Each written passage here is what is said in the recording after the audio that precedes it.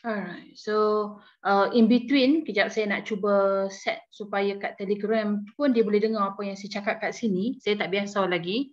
Ni first time saya nak mencuba. Okay, wait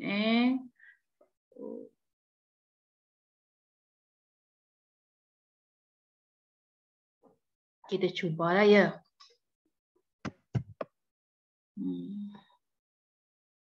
Okay, alright, okay, baik.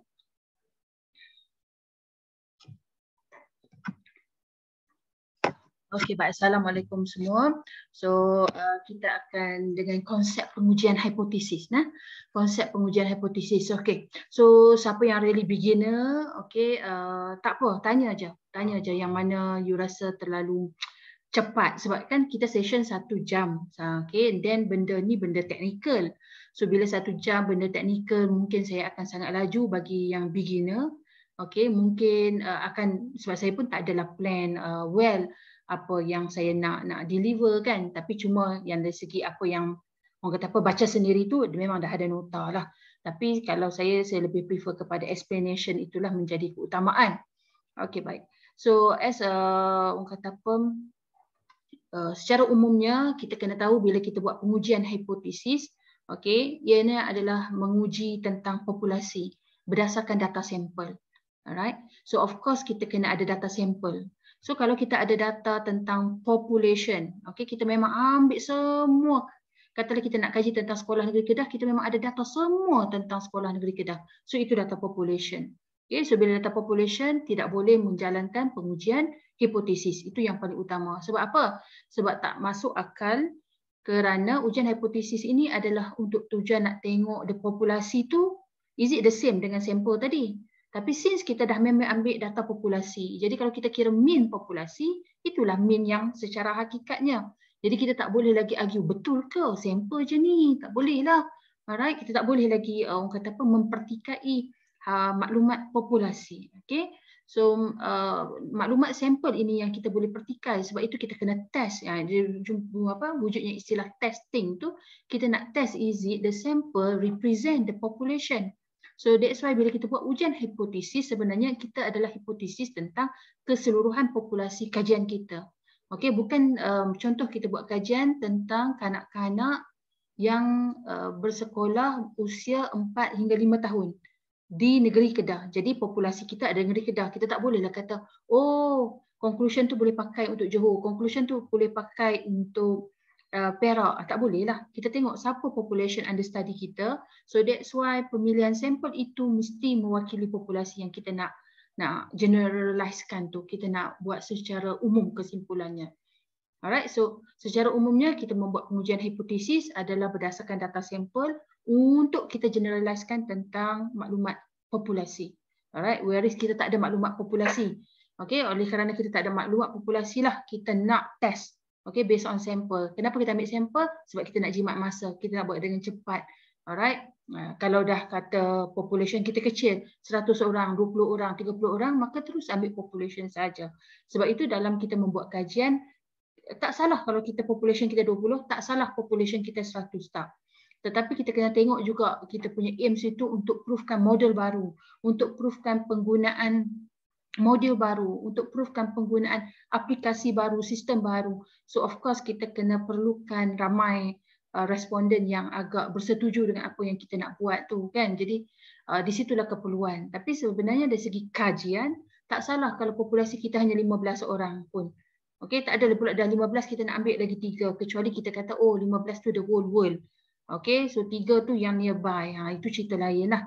Alright, tapi kalau population itu tidaklah terlalu broad gila, yang kita boleh access 15 orang, kita akan ambil kesemuanya. Maka bila kita ambil populasi, tidak relevan lagi untuk menjalankan pengujian hipotesis. Sampai di situ ada soalan tak? Okay, so saya sedang menceritakan keperluan pengujian hipotesis itu di mana. Okay, so apa itu hipotesis? Hipotesis itu adalah claim. Okay, claim itu bahasa Melayu kita kata dakwaan. So dakwaan kita boleh mendakwa, okay? Of course kita boleh mendakwa. Oleh kerana kita punya kajian ini adalah kajian kuantitatif, dakwaan kita tu mesti very specific. Okay, so kita kena check lah hipotesis kita, research question kita, even objective of study kita pun memang kena very clear. Sebab dalam quantitative study ni, kita kena kata macam ni, kumpulan A lebih besar daripada kumpulan B. Ataupun kumpulan A tidak berbeza daripada kumpulan B. So, dia some comparison ataupun apa yang kita nak lihat itu very specific. Okay, then baru kita boleh sesuaikan hipotesis itu tadi dengan okay, nak buat t-test ke, nak buat ANOVA dan sebagainya. Alright. Tetapi apa yang saya janjikan hari ini adalah tentang relationship. Sebab saya ambil topik kecil je lah. Kalau saya nak adam semua tu, masa 1 jam memang tak sempat. Okay, so saya ambil relationship sebagai kata apa, example untuk H0 dan H1. Tetapi apa yang saya ajar 1, 2, 3, 4, 5 ni terpakai. Apabila as long as ada H0, H1, 1, 2, 3, 4, 5 itulah step dia. Okay, cuma H0, H1 itu berbezalah ikut konteks yang kita nak hipotesiskan. So dalam kes ni, okay, apa yang kita nak hipotesiskan adalah, alright, sebelum tu kita perkenalan dulu. Hipotesis, okay, adalah inference pasal population. Okay, apa yang kita claim tentang population.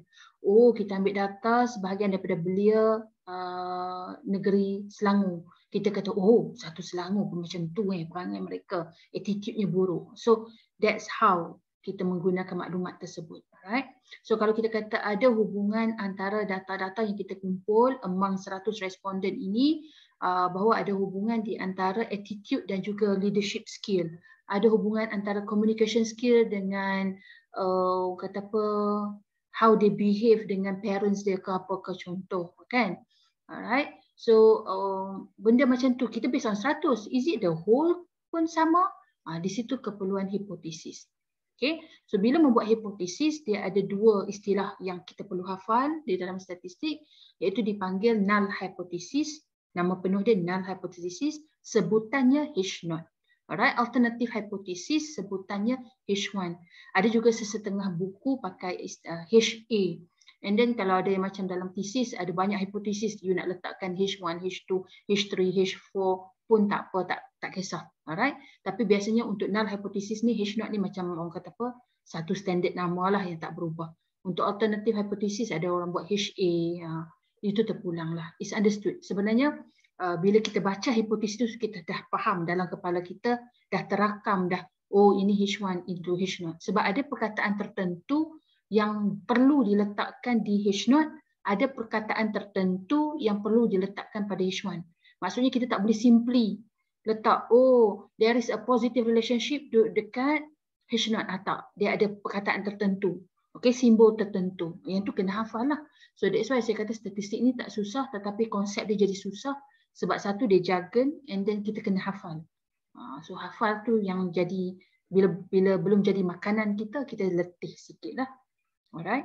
So sebelum kita nak masuk hipotesis, of course kita kena on the basis of sample. Macam juga mean. Kita nak tengok ada tak perbezaan antara mean kumpulan kelas belakang dengan mean kumpulan kelas depan. Okay, so sudah semestinya mean itu sendiri ada beza dulu. Mean itu sendiri mesti ada beza dulu. Bila kita run, kira sampel mean, based on sampel tadi, mesti ada beza. Kalau exactly sama, kita buat hipotesis apapun, jawapan dia sama. Okay, so of course dia berbeza. But is it the difference is significant? Macam relationship, kita kena pastikan dulu ada relationship antara GDP dengan export. Okay, kena ada dulu. And then baru kita boleh test. Kalau tidak, dah dia memang tak ada hubungan apa-apa. Contoh macam kita tak ada hubungan pun dengan orang Afrika sana. Tak pernah ada adik-beradik sana pun. Tak pernah pun tok nenek moyang sana. Tiba-tiba kita nak kaji hubungan. Tak make sense kan benda tu. So, dari segi adanya hubungan itu, salah satunya datang daripada teori, iaitu daripada literature review lah.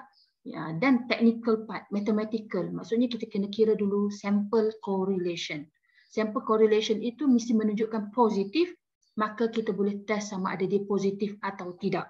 Sample correlation itu mesti menunjukkan negatif, maka baru kita boleh test dia negatif ataupun tidak. Okay? Kalau daripada correlation tu kita tak tengok pun positif negatif sahaja je lah nak check negatif, tak boleh. Okay? Tak tengok positif negatif sahaja je nak check positif, tak boleh. Tetapi kalau kita nak check yang nombor 3, tak apa. Nombor 3 ni dia macam play safe. Okay, kenapa saya kata play safe? They don't care pun negatif positif as long as relationship. Relationship tu boleh jadi dalam bentuk negatif, boleh jadi dalam bentuk positif. So once dia jadi dalam bentuk relationship nombor 3 tu, maka dia terpakailah, faham tak? So that's why saya kata nombor 3 tu play safe. Tetapi sebenarnya kita kena tengok dulu sampel correlation yang kita kira tu, okey, bersifat positif, bersifat negatif ataupun tidak. Sebelum kita tentukan nombor 1 dan nombor 2. Kalau dia bersifat positif, then kita boleh buat hipotesis yang pertama. Kalau tidak, tak boleh. Okey, kalau dia bersifat negatif, kita boleh buat nombor 2. Okay, so banyak pula benda Allah tu masuk Yang Telegram duk keluar pring Okey, baik. Okey, so sampel ganggu Okey, so yang keempat, that there is no relationship between two variables. Okey, so ada 4 keadaan yang mungkin, sama ada dia positif, dia negatif, dia just a relationship, don't care, positif negatif, okay, and then no relationship. Okay, sebab saya pun masukkan yang kita bincangkan di sini melalui Telegram group saya. Jadi orang kata apa, yang tak boleh online boleh tengok kat Telegram. So that's why dia masuk macam banyak tu Okay, so the null hypothesis, okay, denoted by H naught. So dia ada simbol dia di situ. Dia mesti equality sign pada H naught. Okay, so the claim is referred to number 4 ni sebenarnya. Okay, kalau you baca the claim.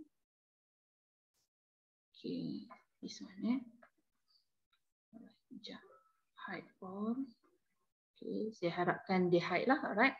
So the claims is referred to that there is no relationship. No relationship. Maksudnya nanti kalau kita run sample correlation, nilai R dia akan bernilai kosong ataupun approximately to kosong. Okay, dia akan bernilai kosong ataupun approximately to kosong. Approximately to kosong tu maksudnya 0.01, 0.03, yang kecil-kecil lah nilai dia, tak melebihi 0.1 dan ke atas. Biasa itu memberi pelambangan kepada nombor 4, iaitu there is no relationship. Okay, so itu H0. Dan H1 dia ada 3 pilihan lah. Alright, so okay, so dia sama nombor 5, nombor 6, nombor 7. Alright, either you nak claim yang mana satu, pilihlah ikut idaman kalbu. Alright. So ikut idaman kalbu lah. Okay, tapi sebenarnya nombor 5 dan nombor 6, walaupun nombor 7 tu play safe, tapi nombor 5 dan nombor 6 tu lebih berpotensi untuk reject H0. Sebab apa? Sebab katakanlah p-value itu, p-value nanti you kira-kira dia akan dapat satu nilai, nama dia p-value. Okay, katalah nilai dia 0.06. So kalau kita buat hipotesis menggunakan nombor 7, okay, jika hipotesis kita nombor 7, jawapannya adalah fail untuk rejection. Fail. Sebab apa fail? Sebab p-value besar daripada alpha. Okay, nanti kita bincangkan lagi tapi saya bagi gambaran dulu. Okay, but nombor 5 dengan nombor 6, okay, kita kena ambil 0.06 bahagi 2. Itulah baru p-value yang sebenarnya. Jadi itu yang saya maksudkan. Sebenarnya dia lebih selamat kalau kita buat nombor 5 dan nombor 6. Tapi kita kena ensure that nombor 5 itu small sample correlation tu positif dulu. Dan baru kita boleh buat nombor 5. Macam saya ingatkan tadi. So ikutlah pilihan masing-masing. Okay? Tapi put in your mind, nombor 7 ni memang selamat, tetapi p-value dia lebih besar berbanding untuk p-value 5 dan 6. So maksudnya p-value untuk 5 dan 6 ni lebih potentially reject lah. Itu pun antara orang bermain-main play safe. Tapi apa pun justification kita mesti berbalik kepada literature review. Okay, mesti berbalik kepada literature review. Okay, so kita ada H0, kita ada H1. So ada tanda-tanda tertentu pada H1, iaitu tanda besar yang bermaksud besar pada kosong, nombor positif lah. Okay, so orang statistik ni suka guna simbol. Sebenarnya yang besar daripada kosong bermaksud nombor 5. Okay, nombor 5 itu besar daripada kosong. Okay, tapi kita orang social science suka menulis dalam bentuk ayat. Okay, so that there is a negative relationship between two variable. So simbol dia kecil daripada kosong. Yalah, nilai kecil daripada kosong nilai negatif lah. Kan? Okay, that there is a relationship between two variable. A relationship saja. So dia tak kisah pun positif negatif, maksudnya as long as tak sama dengan kosong. Kan, not equal to 0 maksudnya dia mungkin besar daripada kosong, mungkin kecil daripada kosong, asalkan bukan kosong.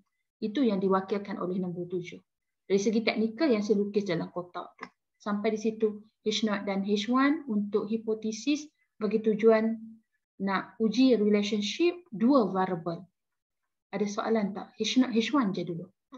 Penulisan dia. Okay? Tetapi nanti kalau kita dalam thesis kita janganlah tulis that there is a positive relationship between two variable. Too general sangat. Be specific. That there is a positive relationship between GDP dan export. Okay? Dan kenapa dengar suara saya balik? Okay. So that there is a relationship, okay, between apa tadi, communication skill dengan leadership. There is a relationship between hasil tanaman dengan baja yang dimasukkan. There is a relationship between CGPA dengan markah peperiksaan. Okay, as long as two variable. As long as two variable. Okay, but the variable untuk tujuan correlation dia mestilah at least ordinal. At least ordinal. Ordinal boleh kira, interval boleh, ratio boleh. Nominal tak boleh. Nominal kalau nak lihat relationship juga, dia bukanlah topik yang kita belajar ni. You boleh cari satu topik kecil, Google, memang popular tajuk dia. Chi-square test for independent. Okay. Chi-square test for independence. Okay. Itu kalau data kita nominal dan juga ordinal. Contoh nominal, ordinal, nominal lelaki perempuan, gender. Okay. Ordinal B40, M40, T20. Ada 3 kategori. So kita nak tengok ada hubungan tak antara jantina dan household kategori. Boleh, tak ada masalah. Tapi kena pergi kepada chi-square test for independent. Okay, so dapat the idea. Alright, so once kita ada H0 dan H1, kita kena faham satu lagi konsep, dua lagi konsep, iaitu nama dia one-tail test dengan satu lagi nama dia two-tail test. So apa ke benda ni pun kena hafal juga. Okay. One-tail test is a statistical test which the critical area one-sided. Dia duduk sebelah saja. Kalau tengok gambar yang saya paparkan dekat skrin saya ni, gambar yang pertama di atas, kalau siapa yang tak tengok skrin, dia tengok nota, gambar selepas topik one-tail tu kan, ada 2 gambar kan. Okay. Kiri, shaded sebelah kiri. Gambar kanan, dia shaded sebelah kanan. Alright, kenapa dia shaded sebelah kanan?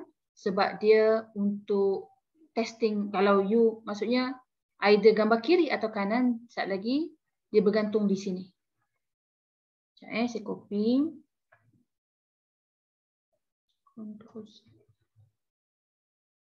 Okay. So maksudnya itu yang jadi susah tu statistik, nak kena hafal, nak hafal drawing lagi kan. Okay. So kalau kita kata hypothesis 1 kita, H1 kita, okay, there is a positive relationship. Jadi kita kena gambar, kita lukis kena gambar macam kanan. Okay, gambar kanan. Alright, right side. Sebab apa? Sebab positive to the right lah. To the right of what? To the right of 0. Nampak tak? Di tengah-tengah dia kosong. Okay, di tengah-tengah dia kosong. Since negative to the left of 0. Okay, to the left. So kita kena shaded macam gambar kiri. Okay. So maksudnya shaded area tu yang duduk kat penjuru kecil kiri atau penjuru kecil kanan. Okay, kalau bergantung pada gambar mana. Bukannya macam, oh nombor positive relationship gambar kiri lah. Tak. Dia ada gambar dia tertentu. Dia tak boleh salah gambar. Salah gambar, salah buat keputusan, salah ni. Tapi since kita nanti kebanyakan rakan-rakan memang pakai p-value. Jadi rakan-rakan taklah fikir sangat gambar-gambar ni kan. Tetapi bila comes to p-value pun, dia ada bahagi 2, tak bahagi 2. You kena faham juga konsep one-tail, two-tail tu. So that's why saya perkenal di sini, apa itu yang dikatakan one-tail dan two-tail. At least dapat gambaran, oh one-tail yang shaded dia kiri ataupun kanan, sikit je hujung-hujung dia. Alright. Tapi kalau two-tail, dia shaded di kiri dan di kanan. Sebab apa dia shaded kiri dan kanan? Sebab ingat tadi hipotesis dia tadi, not equal to 0. Okay, sign dia tadi, tanda tak sama dengan tanda not equal, kan? So dia tak kisah as long as not equal. Jadi dia kena kiri dan kanan. Okay, so itu yang dimaksudkan sebagai two shaded. Alright. So yang memisahkan shaded area, kawasan putih dengan kawasan yang bershaded apa? Kawasan yang dilorekkan tu, okay? Okay, so kawasan yang dilorekkan dipanggil critical region. kawasan putih dipanggil non-critical region. Yang memisahkan mereka ni adalah critical value. Okay. Yang memisahkan tu adalah kalau dulu-dulu belajar applied statistik zaman muda-muda remaja kita dulu tu, kita akan buka belakang buku tengok taburan Z, buka belakang buku tengok taburan T. Kan? Jadi terpening kepala. Tapi bila kita dah guna software, kita tak perlu lagi tengok taburan. But however, kita kena faham benda ni supaya kita boleh smoothly, orang kata apa, faham lah. Okay? Walaupun tak kena hafal. Tapi kalau hafal lebih baik lah. Lagi-lagi kalau rakan-rakan yang perlu mengajar dalam kelas kan, apa itu one shaded, two shaded kan. Okay. So ada soalan tentang one shaded, two shaded? Yang memisahkan dia tu critical value. Value tu dapat daripada mana? Dapat daripada taburan. Tengok belakang buku. Kalau dalam kita guna Excel, boleh cari daripada Excel juga. Okay. Okay. Clear? Okay. So sama ada gambar kiri, gambar kanan bertertakluk kepada hipotesis kita pada H1 kita. Okay, so H1 kita ini, ni tanda ni, okay, yang menentukan gambar kiri, gambar kanan. So kalau saya tahulah dulu saya hafal lah. Besar daripada kosong, right side. Okay, kecil daripada kosong, left tail, left side. Kan? Ada setengah buku dia pakai left tail, ada setengah buku ikut left side. Okay, so this one, both, okay, left and right. Kan? Okay, so maksudnya kena hafal lah. Penghafalan tu yang kita duk pening kepala. Alright. Itu saja. One tail, two tail. Tadi H0, H1. Okay. Ada simbol-simbol tertentu pada H0 dan H1. Ada soalan? Saya tak tengok chat. Sorry.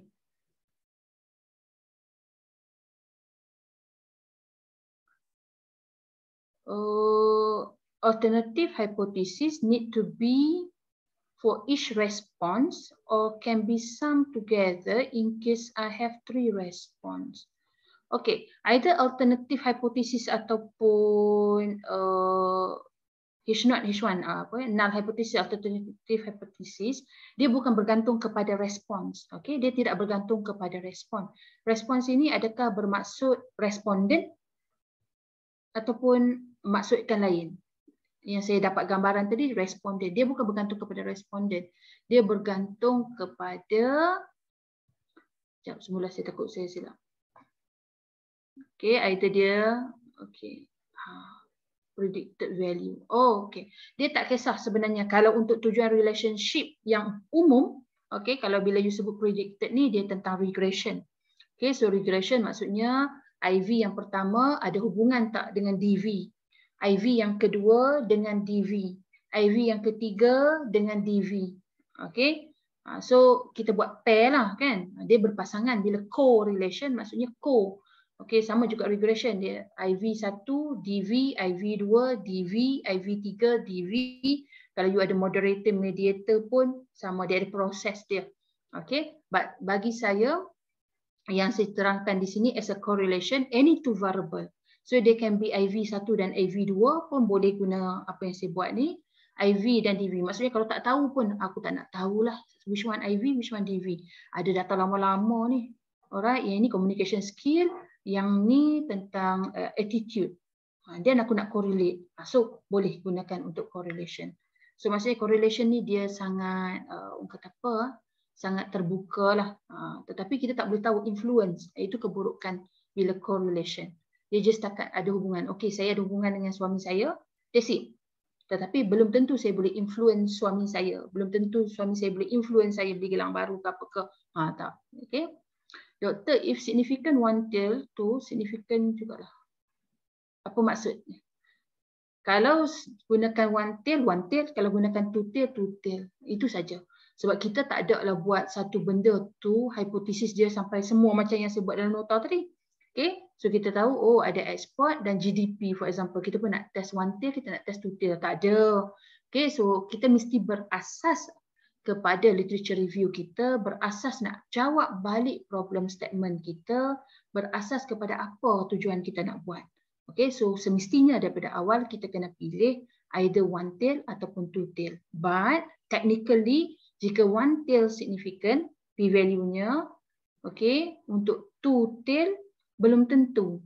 Kalau two-tail significant, sebab two-tail nilai dia p-value dia lebih besar. Dia tak perlu bahagi 2. Kalau one-tail nanti kena bahagi 2. Okay. Alright. Jumlah masuk kelas 17-18 Disember. Promote juga. Okay. Kadang-kadang bila dia melibatkan sangat teknikal, memang kita kena sit down, tengok nombor-nombor tu, dan baru kita tahu. Tapi jawapan saya secara umum, kalau two-tail dah significant, one-tail lagilah significant. Tapi kalau gunakan p-value untuk one-tail significant, it doesn't guarantee that two-tail macam tadilah.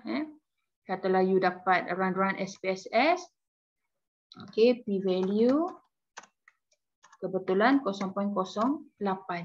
So kalau untuk two-tail, itulah nilainya. Kita tak usik apa-apa. Exactly apa yang SPSS berikan. Jadi kalau dalam kes ni, dia adalah besar daripada alpha. Let's say kita pakai alpha 0.05, maka fail to reject H0. Okay, fail to reject. Tetapi bila kalau one tail, kita bahagi 2. So bila bahagi 2, 0.04. Sebab apa two tail tak perlu usik apa-apa? Sebab apa yang dijanakan tu dia dah kira yang 2 shaded area tadi. Dia dah tolong kira, mana gambar saya. Ni dia dah tolong kira kawasan dua-dua. Tapi since kita nak buat untuk satu saja, kita bahagilah, kita nak sebelah saja. Okay. So saya dah perkenalkan H0 H1, saya dah perkenalkan one tail, two tail. Saya cuba relatekan p-value apabila keadaan dia, nilai dia macam sikit-sikit CP-CP, kan, dengan keadaan one tail, two tail. Tetapi orang kata apa, secara ilmiahnya kita tak adalah buat one tail pun kita test, two tail pun kita test. Okay, kita bukan nak memeriahkan testing tu. Okay, so alright, so ini dari segi teknikal penulisan dia beginilah. Okay, so saya summarikan dalam satu kotak.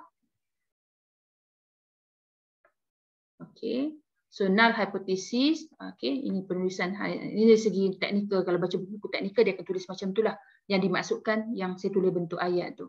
Saya harap boleh jelaslah. Nak guna, kalau orang statistik of course lah kami suka yang teknikal macam ni penulisan dia. Tapi kalau thesis social science tak ada penulisan macam ni. Tapi kalau nak buat macam ni tak salah.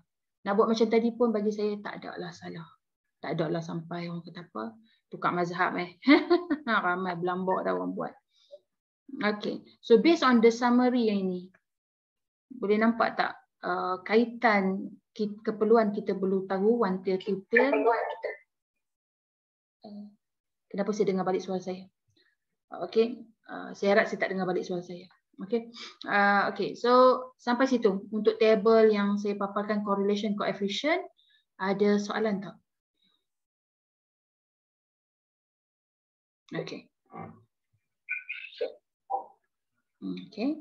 Alright. So step number 2. So bila kita dah tahu H0, H1, kita dah tahu one tail, two tail, itu satu step. Step nama dia step 1, tapi banyak dia punya. Kenapa dengan suara saya balik? Okay. Banyak dia punya komplikasi dia tu kan. Alright. So step number 2, the test statistic is a statistical formula. Okay, so tapi kita tak guna formula sebab kita guna SPSS kan, dia dah kira. So kita akan dapatkan p-value. Okay, so apa itu p-value yang SPSS tolong kira? Itu adalah the probability that the null hypothesis is true. Okay, so kita ada H0 for example. Okay, there is a relationship. There is no relationship.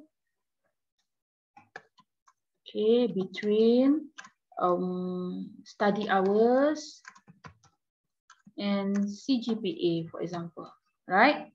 So, yang ni, of course lah, bukan sedap-sedap juga kita buat, kan? Dia datang daripada teori yang kita baca literature review kita lah. Right, so bila kita ada H0, di bawah saya baiki jadikan dia H1. Okay, that there is a relationship. Okay. So, kita pun guna sampel data kita. Data sampel yang kita kutip, kan? Kita kutip sampel data. Okay. Kita pun kira. Okay, kira yang dinamakan dia test statistik. Tapi sebenarnya tak kira pun. Okay, kalau buka dalam nanti kalau run correlation, dia akan tulis dekat kotak tu nama dia Pearson, dia kotak dia matrices, dia dalam bentuk matrik. Okey, saya terlupa nak print screen benda tu, no. Test statistik, nama dia Pearson. Ikutlah nanti you akan guna Pearson atau Spearman, itu pun ada pemilihan dia. Okay, Pearson correlation. Okay, so test statistik tu Pearson correlation. Wait, Pearson correlation. Oh, tak ada. Sorry. Kalau correlation kita gunakan, kalau you siapa guna SPSS, you click analyze, correlate, bivariate, dia cuma akan bagi Pearson correlation dan juga p-value. Dia tak bagi test statistik. Betul, dia tak bagi test statistik. Sorry. Okay, so test statistik ni kalau nak kira, dia dalam formula bentuk dia T.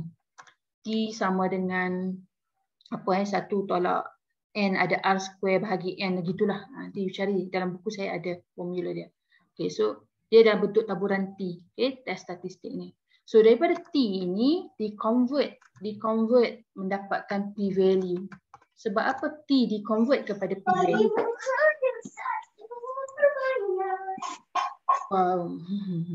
Okay, test statistik T di-convert kepada p-value, dia ada formula dia untuk conversion tu.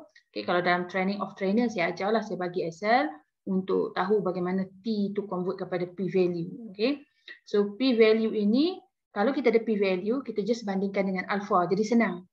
Okay, tapi kalau kita ada test statistik, kita kena draw lah yang tadi, yang gambar-gambar tadi.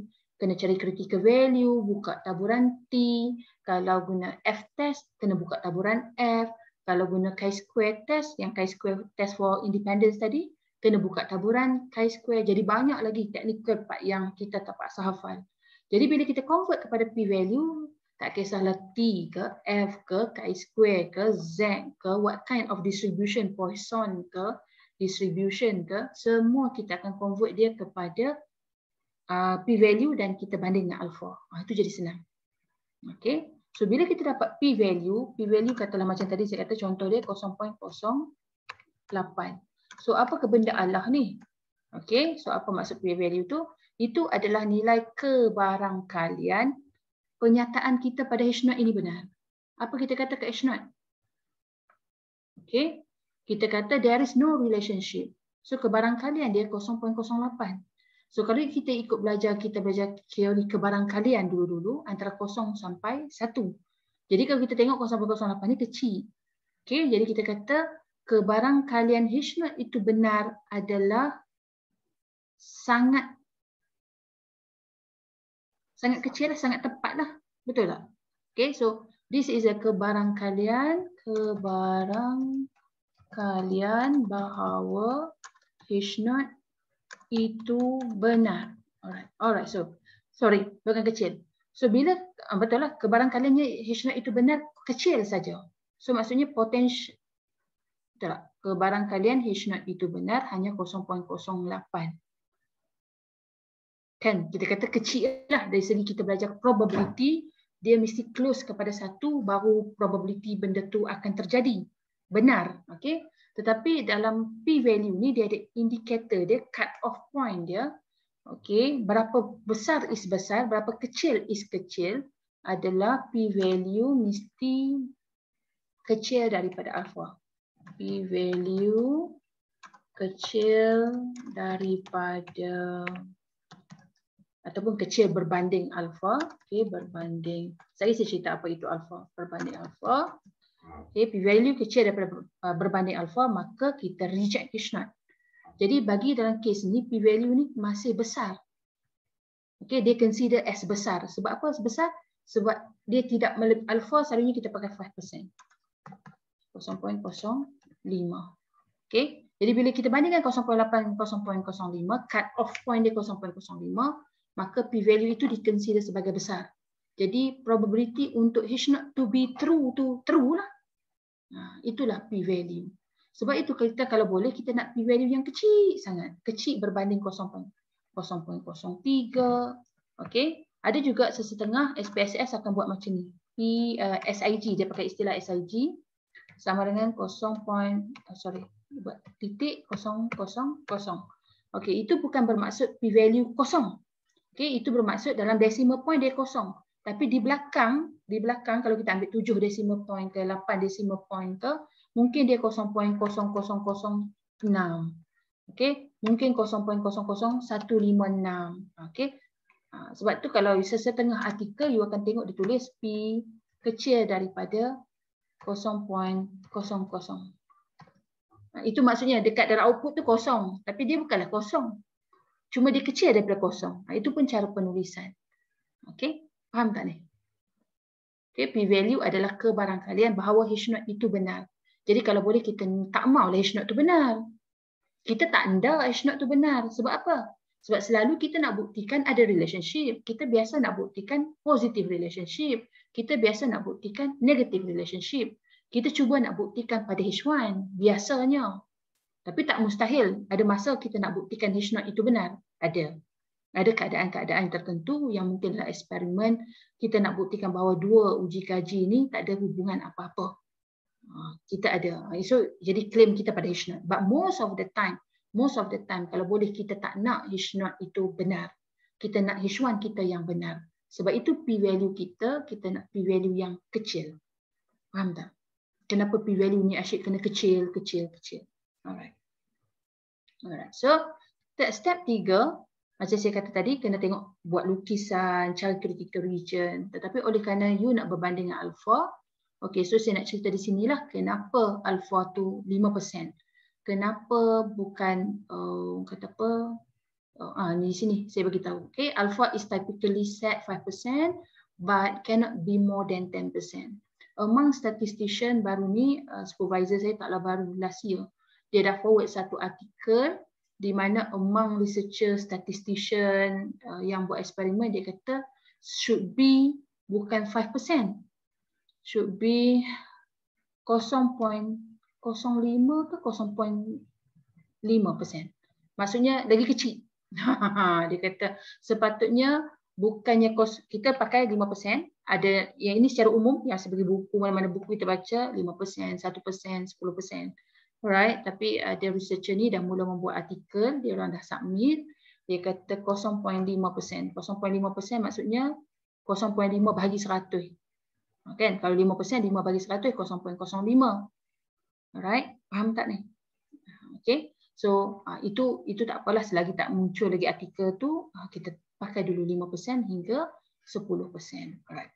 Tapi apakah 5% dan 10% tu? Kenapa tak 20%? Kenapa tak 18%? Kenapa 5%? Kenapa 1%? Usually kita akan pakai 1%. Dalam quality control 0.0027. Okay, quality control dia sangat orang kata apa, very strict. Sebab apa? Sebab kita buat sayap kapal terbang, kita buat Panadol, kita buat benda-benda yang perubatan yang melibatkan hidup dan mati. Kalau 1% ni apa? Sebab tu kita kena faham apa benda 1%.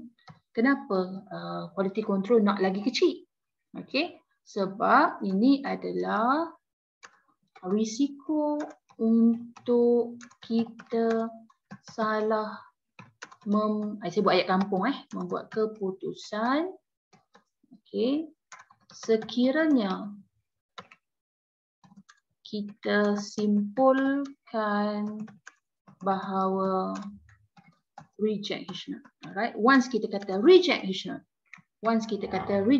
okay, saya kata p-value 0.03, alpha 0.05, jadi keputusannya reject H0. Tepat ke keputusan saya tu? Kenapa perlu dipetikai lagi? Kenapa? Sebab kita gunakan data sampel sahaja. Yang kita nak rumuskan tentang populasi, of course kita ada risiko untuk buat salah. Okey, dia macam masuk court lah. Evidence apa yang kita ada tu setakat apa yang ada. Yang tersimpan, yang terselinap, yang hilang, yang dibakar, yang itu kita tak ada. Sebab tu kalau you jumpa perkataan, dia akan selalu cakap there is not enough evidence to reject H0. Dia bukan tak nak reject, dia cuma tak ada enough evidence untuk nak reject. Maksudnya dari segi kutipan data, ada kemungkinan data kita kurang untuk membantu siasatan kita ni berkata reject H0. Faham tak ni? Okay, so bila kita kata reject H0, whereby data kita data sampel. Alright, data sampel. Perfect sangat ke data sampel? Tak. Okay, so kita ada bias kemungkinan. Kita ada error here and there. Dia panggil apa? sampling variability. Okay, dia panggil sampling variability. Jadi of course kita ada risiko untuk buat salah. Apabila kita ada risiko untuk buat salah, maka kita kena state lah berapa risiko. Okay, so itu yang kita ambil 1%, 5%, 10%. Jadi bila kita ambil alpha 0.05 bermaksud, oh aku salah. Ada kemungkinan aku salah apabila aku mengatakan p-value itu reject is not. Okay, based on p-value aku kata reject is not. Kemungkinan aku salah, tetapi kesalahan aku itu tidaklah besar. 5% sahaja. Sebab tu kalau quality control kita nak lagi kecil. Kan? Contoh kita kata Panadol. Tak ada lah pula ubat kat sini tadi. Okay, ubat. Kita pegang ubat. Ni 5% risiko untuk salah buat keputusan bahawa ubat ini selamat. Kan? Biar betul 5% tu. Kan? So that's why lagi rendah lagi bagus sebenarnya. Okay? So kalau kita nak buat 20%, boleh tak? Secara technically, mathematically tak salah. Nak buat 20% boleh, 30% boleh. Tapi kalau risiko terlalu besar, siapa nak percaya kat hang? Kan? Siapa nak percaya kat kita bila risikonya terlalu besar? Sebab itu alpha yang kita pilih itu alpha yang sekecil-kecil yang mungkin. But majority dalam social science, kita susah nak dapat data yang sangat precise sebabnya kan manusia kita nak pilih. That's why pensampilan itu juga memainkan peranan yang besar di dalam memastikan randomization. Okay. Okay, so itulah saya dah terangkan apa itu H0 H1. Saya dah terangkan one tail, two tail. Saya dah terangkan apa itu p-value, apa itu alpha. And then the last one, okay, yang saya kata, yang ini kena hafal lah. Okay, kita akan reject H0 jika p-value kecil berbanding alpha. So yang table saya paparkan dekat skrin saya yang terakhir dekat step 4 ni. Okay, dia panggil table type of test and decision bagi siapa yang ada nota. Okay, kalau one left tail reject H0, p-value dia tu ambil, kalau SPSS dia tulis SIG, ambil nilai tersebut bahagi 2. That is p-value untuk one left tail. One right tail pun sama. Ambil SIG dia bahagi 2. Then one right tail. So, that's it. Habislah. There's a general thing pasal konsep pengujian hipotesis.